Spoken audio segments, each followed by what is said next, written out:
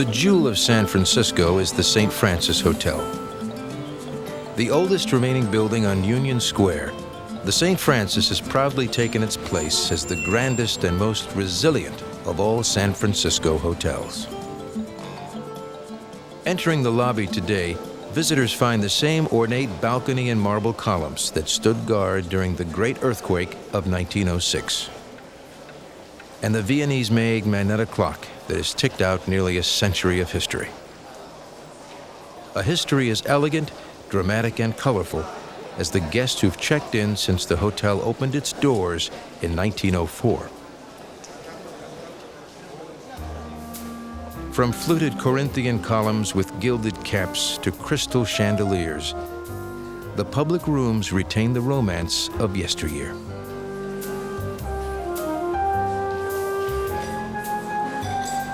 But from its earliest days, the St. Francis has been as modern as tomorrow. Its original bathhouse pumped in salt water from the San Francisco Bay, making the 11th and 12th floor baths the most luxurious in the city. And in a technology 20 years ahead of its time, miles of pneumatic tubes connected guests to the front desk. When the hotel first opened in 1904, there was lots of cutting-edge technology built into the hotel. If a guest came in to visit somebody, they would present their calling card at the front desk, and it was sent by pneumatic tube up to the floor to take by a courier to their guest room to present the announcement of their guest.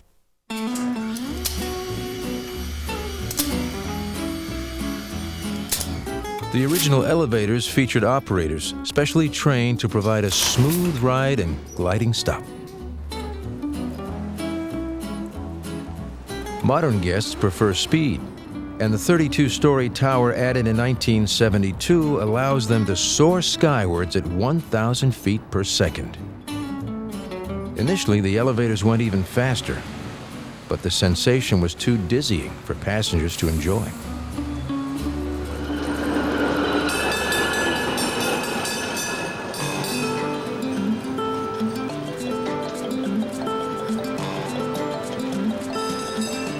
With all the changes over the years, cable cars still bring eager guests to the hotel's main entrance. Many come to celebrate or commemorate a special occasion. I bet a month doesn't go by that somebody doesn't tell me that their parents had their wedding night here, or they had their anniversary here, or they got married here, or that they came back every year for their anniversary. It's a very special place in people's hearts and minds, St. Francis.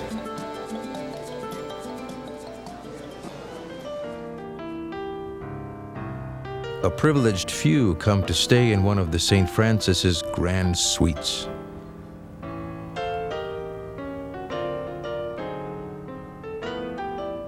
Or the Oriental Shangri-La suite, standing 31 floors above the city.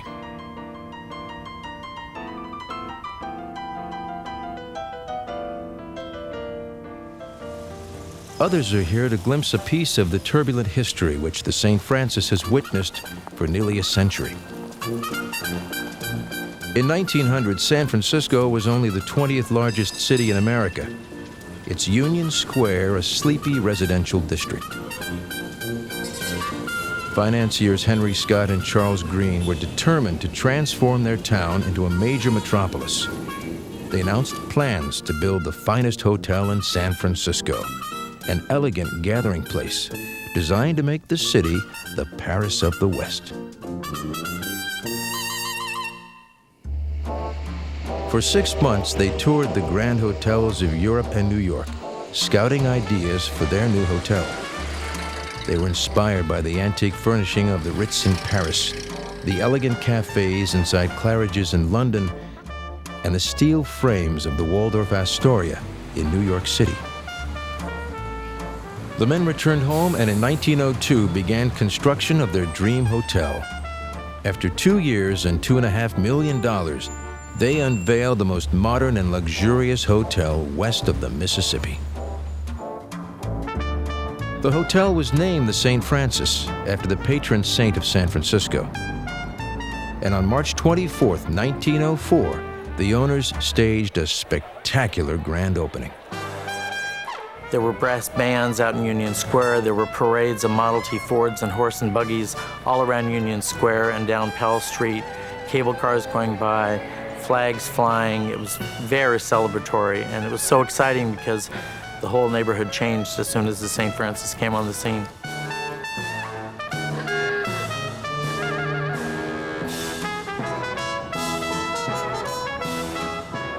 The transformation of San Francisco to a world-class city was well underway. Union Square quickly became the center of a booming downtown. Unique personalized service soon attracted celebrated guests such as Greta Garbo, Mary Pickford, Douglas Fairbanks, and Billy Dove to its doors.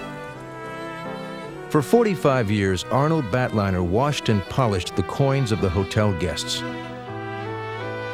The mint-clean money kept society women from soiling their white gloves and immediately signaled cab drivers that their fare hailed from the St. Francis.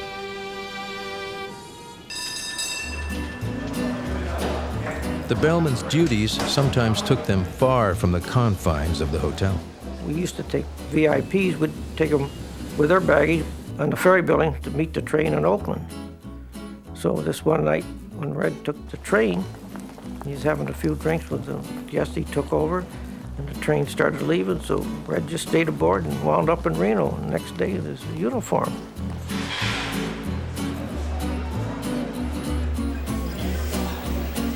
Always the favorite gathering spot, the hotel's main bar has undergone several incarnations.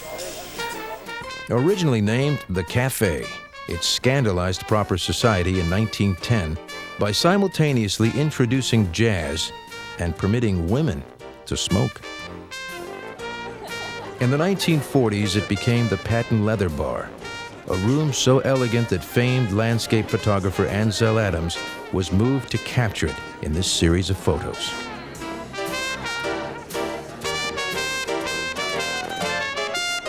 Since 1982, it has been named the Compass Rose, so named because it is decorated by exotic antiquities from around the world at a cost of over $1 million, and was described by some as subtly wicked with a touch of decadence.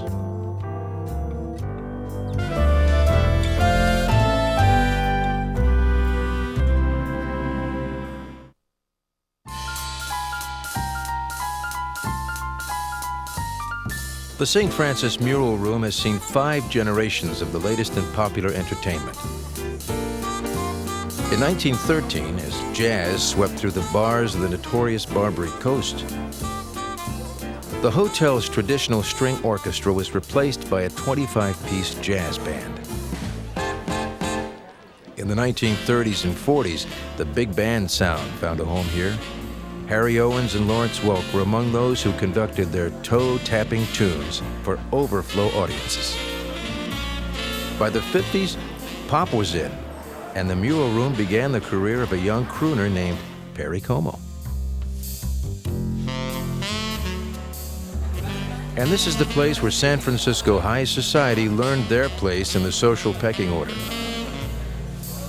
At Monday lunches, permanent residents like the Hearsts were seated near the dance floor. Lesser lights were banished to tables behind columns, aka Siberia. Today, only a portion of the Mural Room remains, serving as a lounge off the front desk.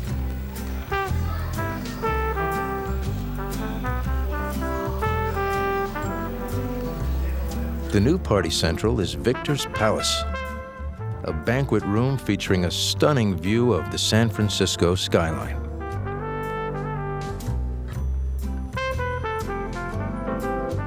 The palace is a tribute to the hotel's original master chef, Victor Hertzler, who was as much a spectacle as the St. Francis itself. Wearing a fez askew on his head, he developed a reputation as a showman and is considered by some to be the father of California cuisine. Just recently completed, Victor's Palace cost $2.5 million to build, as much as the entire original hotel.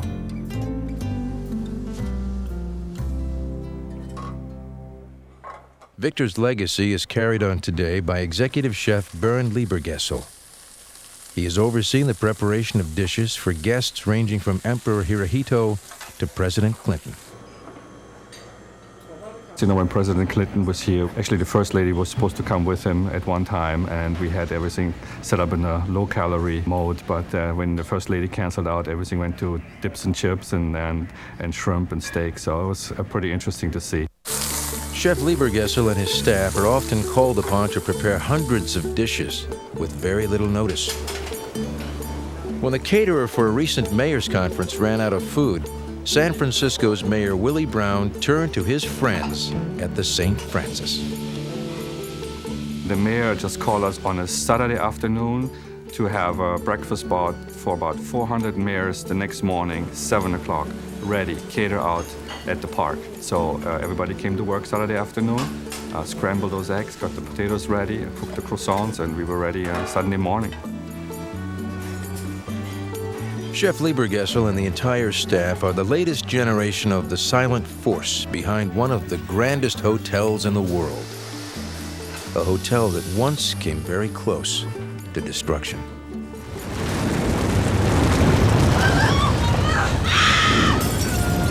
April 18th, 1906, 5:15 a.m. An era was about to come to an end. The massive earthquake leveled San Francisco. The entire city was destroyed in one of the most devastating earthquakes in American history. As soon as the ground settled, St. Francis manager John Woods tried to calm his panicked guests, who fled for the exits. Outside, they found the buildings that lined Union Square were now piles of brick and twisted metal. Only a few facades remained. When Woods turned back to the St. Francis, he saw that the hotel still stood. The steel beams used in its construction had held. It seemed that the St. Francis had survived. But outside of Union Square, another drama was taking place. Fire, caused by the collapse of the wooden structures that lined the waterfront, began to burn. By 1 a.m., the fires had reached Union Square. The St. Francis and the park were both evacuated. San Francisco's new pride and joy was in flames. When James Woods returned to survey the damage of the St. Francis, he found the hotel still smoldering but intact. As the staff sifted through the rubble, they found a small fox terrier hiding among the broken wine bottles of the basement. The dog was renamed Frances, and she quickly became a symbol of the survival of the hotel. Repairs started immediately. During the reconstruction, a temporary Little St. Francis opened up on Union Square, maintaining service to over 100 registered guests. On November 30th, 1907, the St. Francis reopened with a third tower to a crowd that matched the first grand opening. The illumination of the resurrected hotel shined brightly as a beacon to its new guests. Once inside, they found in the lobby the newly installed Austrian-crafted Grand Magneta clock. Ever since that day, San Franciscans have told one another, "Meet me at the clock." The social elite celebrated the reopening with a blowout party in a grand ballroom added during the restoration, the Colonial Ballroom.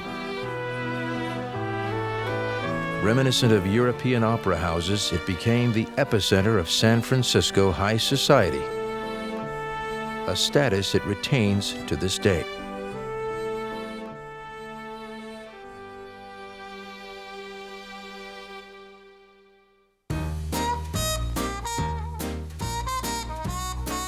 By 1921, the St. Francis was the favorite getaway for Hollywood insiders.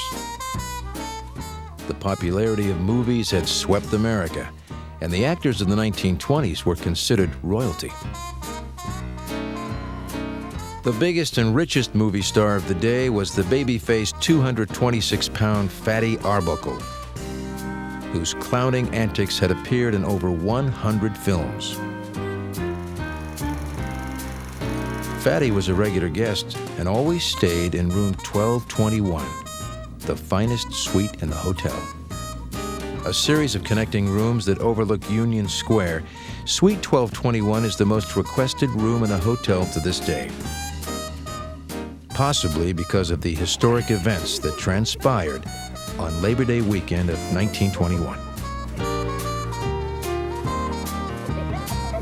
That weekend, Arbuckle decided to throw a party for his Hollywood friends. By noon, the party was in full swing. Around 3 p.m., Arbuckle went to his sleeping quarters and found model Virginia Rapet in his bedroom, claiming to be ill. Arbuckle immediately returned to the party to retrieve help. When they returned to Rapet, they found her tearing at her clothes and moaning that she was dying.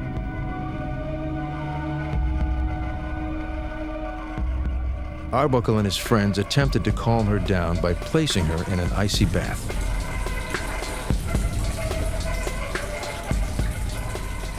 After the bath, Arbuckle carried Rapet to her own room and then returned to the party. Rapet, Arbuckle thought, would sleep it off and be fine in the morning. She was not fine. A couple of days later, Virginia Rapet died. Arbuckle, being the last to see Rapet alive, was arrested for her rape and murder and was ordered to stand trial in San Francisco. During the trial, attended by San Francisco's elite, the prosecuting attorney asked Arbuckle what time he had returned Rapet to her room. About 3:15 p.m., Arbuckle replied. The prosecutor pressed Arbuckle to explain how he knew the time so precisely. Arbuckle answered, "Everything else in the hotel worked perfectly, so I assume the clocks ought to be all right." The courtroom crowd burst into laughter. For they knew that all the hotel clocks were wired to the main mechanism of the perfectly precise Grand Magnetic Clock, which was the first master clock introduced on the West Coast. Arbuckle was found not guilty, and the murder was never solved, but the damage to his reputation was done. His career was ruined, and in 1933, at age 46, after years of toiling in obscurity as a vaudevillian actor, he died of a heart attack. 17 years later, in 1950, Al Jolson checked into the very same suite for a game of poker with his buddies. Famed for starring in The Jazz Singer, the first talking movie, Jolson was a regular at the St. Francis. On this day, he picked up his cards and promptly dropped dead of a heart attack. While the Arbuckle and Jolson affairs are the most sensational tales associated with the St. Francis, its walls have also seen intrigue that affected the fate of the entire world. When the United States entered World War II in the Pacific in 1941, Suite D in the St. Francis became temporary headquarters for Admirals Nimitz and Halsey. Their lights burned long into the night as they planned the Pacific campaign against the Japanese. Later in the war, guards stood sentry outside Suite D as officers inside the room planned the top-secret invasion of Okinawa. As the war neared its conclusion in April 1945, San Francisco became host to the inaugural session of the United Nations, and the St. Francis became home for many of the delegates. For 2 months, delegates from 26 nations hashed out their differences, often talking over drinks in the patent leather bar. The Russian delegation was suspicious of everything and everyone. To keep themselves from being bugged, they snipped the cords on their electric clocks, thus stopping all the clocks in the hotel. But diplomacy prevailed, and several weeks later, on June 26th, President Harry Truman came to San Francisco and signed the charter. The United Nations was formed. No visitor to the St. Francis ever drew a bigger crowd than the man fired by Harry Truman, General Douglas MacArthur. When MacArthur was relieved of his duties in Korea in 1951, he immediately accepted 2 invitations: to address a joint session of Congress and to stay at the St. Francis. 500,000 admirers thronged Union Square to welcome MacArthur home. The St. Francis lobby was cleared of furniture to make way for the crowds. MacArthur was treated like a king.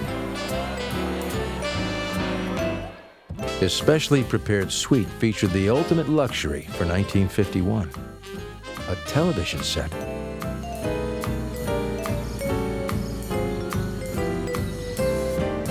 In 1975, the St. Francis once again stood witness to history. As President Gerald Ford was exiting the side entrance, Sarah Jane Moore fired a shot at him. It was our general manager's first day on the job.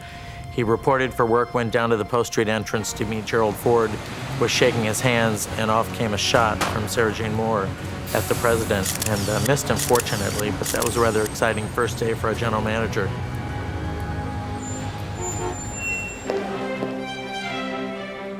The St. Francis has always attracted royalty. In 1983, Queen Elizabeth II and Ronald Reagan stayed at the St. Francis at the same time. It was interesting because the Queen was supposed to stay on her ship, the Britannia, but because of rough waters, she had to fly up and stay in the hotel. So her advance team came up and went throughout the hotel and selected pieces of furniture to redecorate the presidential suite for the Queen. And the president stayed in the London suite, ironically, and the Queen stayed in the presidential suite. In 1989, the Bay Area suffered another major earthquake.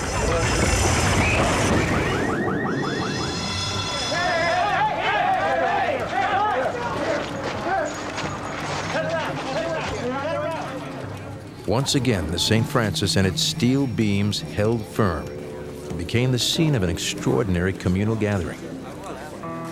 The people started sleeping on the couches in the lobbies and on the floors, and we were serving food in the restaurants at no charge to all the guests in the neighborhood. And a stranger came in and sat down at the baby grand piano in the lobby and started playing music. And everybody was just peacefully enjoying the quiet in the hotel.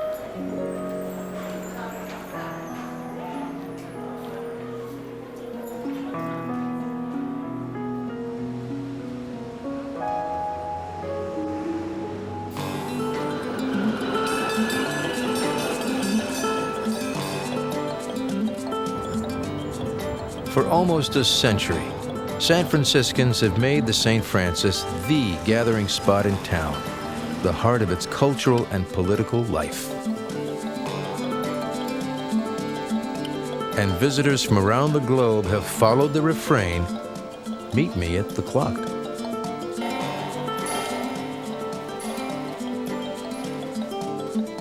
The St. Francis has survived earthquake and fire, scandal and war. Living legacy to a bygone age, it presides proudly over a boisterous and vibrant city. The St. Francis, the grand hotel that has long been first in the hearts of its people.